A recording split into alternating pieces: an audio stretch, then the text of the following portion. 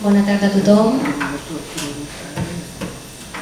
A ver, voy a hablar muy resumidamente de lo que fue este proceso de escritura de este artículo. Lo presenté en un congreso en México en el 2001, un congreso online, y básicamente pues, es la base de lo que es este texto. Y surgió justamente cuando estábamos en el confinamiento puro y duro a finales de marzo del 2020, que salí con mi perrito. Recuerden que solamente podíamos salir con las mascotas y tal, y después de una semana, creo, salí con muchísimo susto, y vi que mi calle era totalmente otra. La soledad era tan potente que sentí un estremecimiento y dije, pues voy a observar lo que pasa, y cuando vaya paseando con mi perro pues voy tomando notas en el móvil y haciendo una observación. Yo soy antropóloga y pues la etnografía urbana es, digamos, mi fuerte, casi todo lo que hago, digamos, ese tipo de temas. Y entonces pues a partir de allí empecé como a tomar nota y a hacer fotos de todo lo que pasaba. Y fundamentalmente la idea era dejar, si se quiere, como un testimonio, ¿no?, de esa época bastante oscura en que todos sentimos miedo. Y para ello, pues metodológicamente hice observación, hice fotografías. El móvil fue fundamental porque realmente tampoco podíamos sentarnos en los bancos, con lo cual tenías que estar en constante movimiento. Y claro, yo vivo en Villacasas, con lo cual es una zona súper densa y tal, en donde un día cotidiano hay gente en todas partes. Y ver cómo la soledad estaba, digamos, era lo que más se veía, pues te da un poco de choque también, ¿no? Esto por una parte. Por la otra parte, hice un trabajo de revisión bibliográfica también para poder mirar cómo se veía el fenómeno en otras latitudes, y pues de ahí surgió el artículo. Una parte fundamental es que se tuvo en cuenta que el Hospitalet y a nivel general, barrios como Villacasas, la Florida, con tantos razas, son barrios con una densidad brutal, una de las más densas, yo diría que del mundo, pero de Europa seguro y del mundo. Y quería mostrar también cómo esto era un factor importante para abordar la ciudad y el barrio en esos tiempos coyunturales de crisis. En toda la bibliografía que se consultó, por ejemplo, salió a colación el tema que ya sabíamos, obviamente, que nuestra ciudad, que fue construida, sobre todo en esos barrios, con la premura de la necesidad de la inmigración y tal, nos dimos cuenta que a nivel habitacional hay mucha precariedad, y lo que dejó claro esta pandemia es que vivimos también en una ciudad fracturada y supremamente desigual.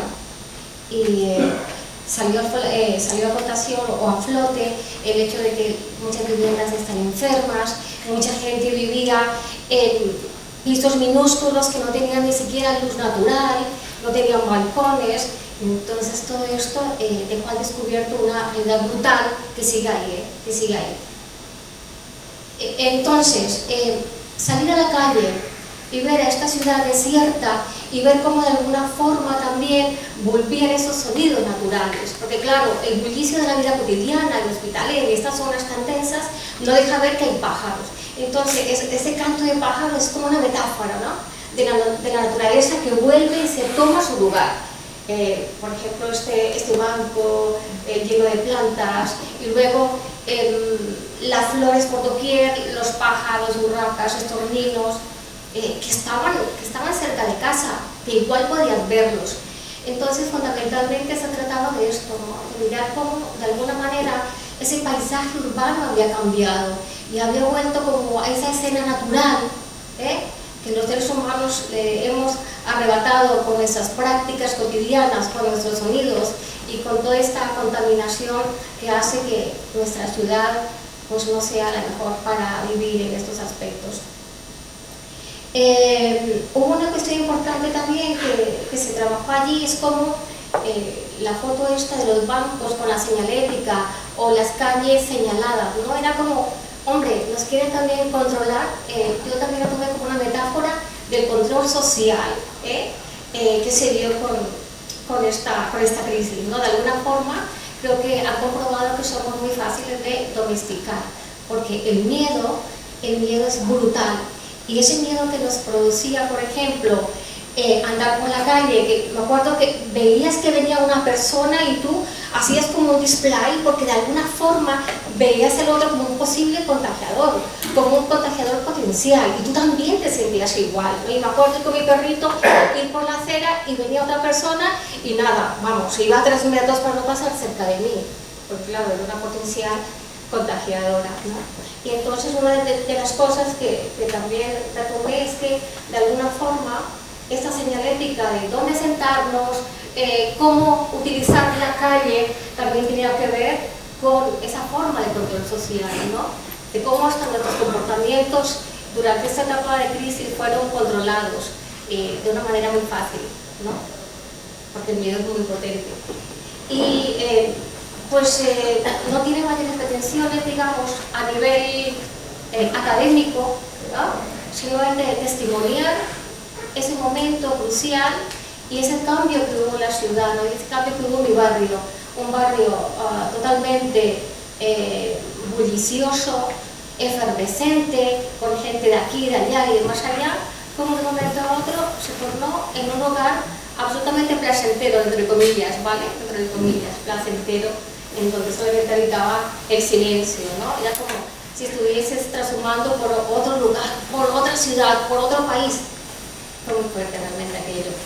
Y bueno, a nivel de conclusiones, pues la primera sería que como esta crisis de paz descubierto, esa desigualdad que existe y que tiene que ver también con el hecho que nuestros barrios son barrios muy densos, barrios que fueron hechos con la necesidad, con la premura y que hoy continúan recibiendo personas también de muchísimas partes del mundo, y que de alguna manera son barrios en donde no hay espacios verdes, en donde no hay equipamientos sociales tampoco suficientes, en donde hablamos de infraviviendas y bueno, hay un problema social que no se puede solucionar en este caso con la represión policial, sino con unas medidas que tengan más que ver con la pedagogía, que tengan que ver con la educación, ¿no?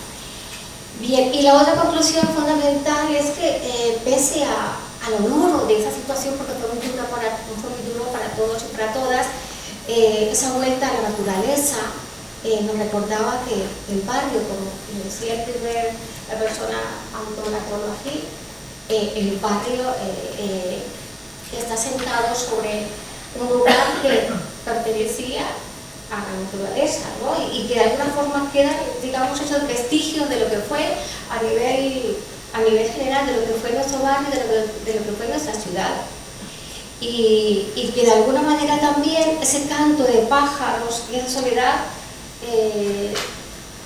nos serviría como una metáfora para replantear muchísimas cosas, cómo hacer nuestros barrios más cómodos, más habitables, más cercanos, ¿no? Yo sé que estoy soñando, alguna vez le pregunté a alguien, ¿cómo hacemos para acabar con la densidad de los hospitales? Y me dijo, alguien se requiere muchísimo dinero.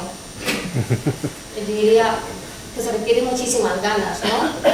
Porque realmente yo creo que falta voluntad política para que nuestros barrios respiren y para que nuestros barrios contengan esa vida humana que está allí, diversa, que es rica, pero con mayor calidad, ¿no? Con un nivel de vida mejor.